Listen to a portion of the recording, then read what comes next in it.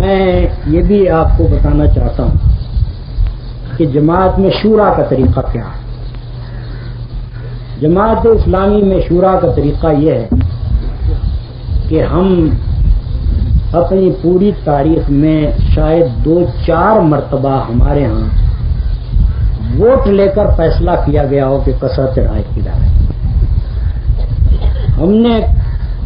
بعض اوقات کئی روز بحث صرف اس لیے کی ہے کہ ہماری مجلس شورا کا ایک آدمی مطمئن نہیں ہو رہا.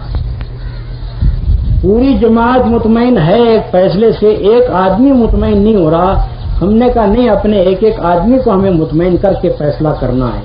ووٹ دے کر ووٹ کے اوپر فیصلہ نہیں کرنا. بہت ہی کم ایسا ہوا ہے جب ہم نے یہ دیکھا کہ بھائی باوجود سمجھانے کے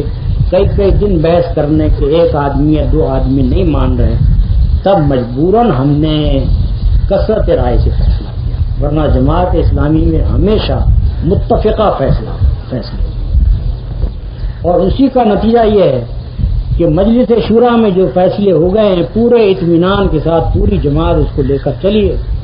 اور کبھی اس بات پر جھگڑا نہیں ہوا کہ مجلس شورا میں اختلاف ہوا تھا اور فلاں یہ کہہ رہا تھا فلاں